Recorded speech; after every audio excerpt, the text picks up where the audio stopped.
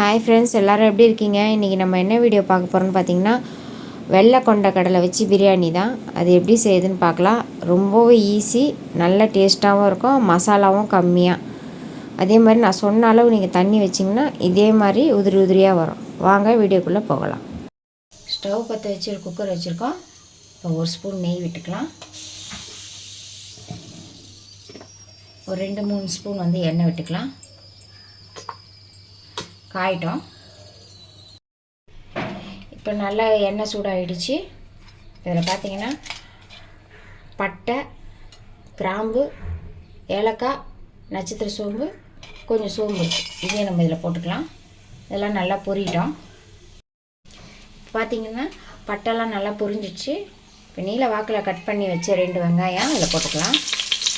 நீல வாக்கில் கட் பண்ணி வைக்கணும் வெங்காயம்.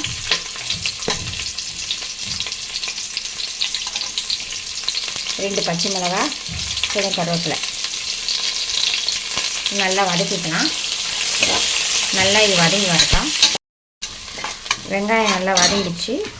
இப்போ பார்த்தீங்கன்னா சின்ன தக்காளியாக ஒரு 2 தக்காளி எடுத்து வச்சுருக்கேன். அதையும் போட்டுக்கலாம். அதையும் நீல வாக்கில் தான் கட் பண்ணியிருக்கேன். இதையும் நல்லா வதக்கிக்கலாம். இதுவும் நல்லா வதங்கி வரட்டும். தக்காளி பார்த்திங்கன்னா நல்லா வதங்கிடுச்சு. ஒரு 2 ஸ்பூன் இஞ்சி பூண்டு பேஸ்ட் போட்டுக்கலாம். இதையும் நல்லா வதக்கிக்கலாம்.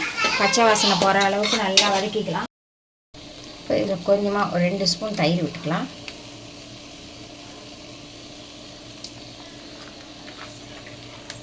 இப்போ இதை நல்லா வதக்கிக்கலாம். இப்போ பச்சை வாசனை நல்லா போயிடுச்சு. இப்போ பார்த்தீங்கன்னா ஒரு ஸ்பூன் வெறும் மிளகாத்தூளும் ஒரு 1/4 ஸ்பூன் கரம் மசாலா தூள் எடுத்து வச்சுருக்கேன். அதை போட்டுக்கலாம். உங்களுக்கு காரத்துக்கு தகுந்த மாதிரி நீங்கள் போட்டுக்கோங்க. நான் இது குழந்தைங்க சாப்பிட்றதுனால கொஞ்சம் காரம் கம்மியாகவே நான் போடுறேன். இப்போ பார்த்தீங்கன்னா நம்ம ஊற வச்ச அரிசியை போட்டுக்கலாம். நான் 1.5 டம்ளர் பாசுமதி அரிசி எடுத்து வச்சுருக்கேன்.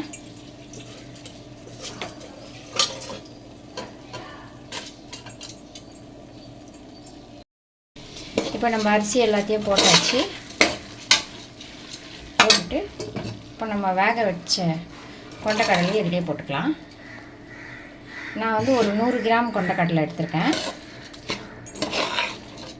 1.5 டம்ளர் பாசுமதி அரிசிக்கு 100 கிராம் கொண்டக்கடலை எடுத்திருக்கேன். இது நல்லா கலந்து விட்டுட்டு இப்போ இதுக்கு தண்ணி ஊற்றிக்கலாம். இப்போ தண்ணி ஊற்றிக்கலாம். இப்போ பார்த்தீங்கன்னா 1.5 டம்ளர் அரிசிக்கு 1.5 டம்ளர் தண்ணி விட்டுருக்கேன்.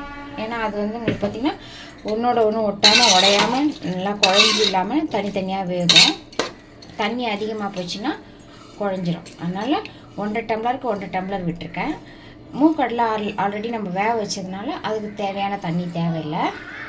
இப்போ இதில் நம்ம உப்பு போட்டுக்கலாம். உப்பு பார்த்து போட்டுக்கோங்க. ஏன்னா நம்ம மூக்கடலையே உப்பு போட்டிருக்கோம். இப்போ கொஞ்சம் புதினா போட்டுக்கலாம்.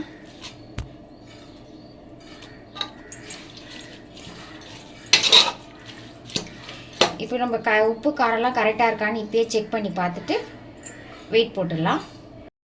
இப்போ நான் பார்த்திங்கன்னா உப்பு காரெல்லாம் செக் பண்ணிட்டேன், கரெக்டாக இருக்குது. இப்போ நம்ம விசில் போட்டுடலாம்.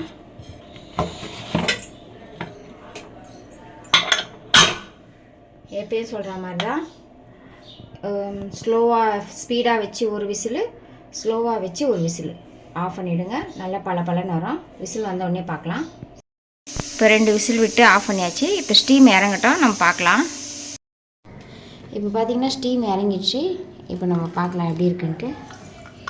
பாருங்கள், நமக்கு நல்லா பளபளன்னு சூப்பராக இருக்குது பாருங்கள். இப்போ இது மேலே கொஞ்சம் கொத்தமல்லி போட்டுடலாம்.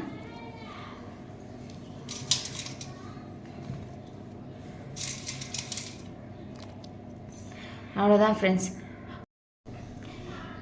ஃப்ரெண்ட்ஸ். இப்போ பார்த்தீங்கன்னா மூக்கடலை பிரியாணி ரெடி. உங்களுக்கு இந்த வீடியோ பிடிச்சுன்னா லைக் பண்ணுங்கள், ஷேர் பண்ணுங்கள், கமெண்ட் பண்ணுங்கள். மறக்காமல் சப்ஸ்கிரைப் பண்ணுங்கள். பெல் பட்டனை கிளிக் பண்ணுங்கள். தேங்க்யூ.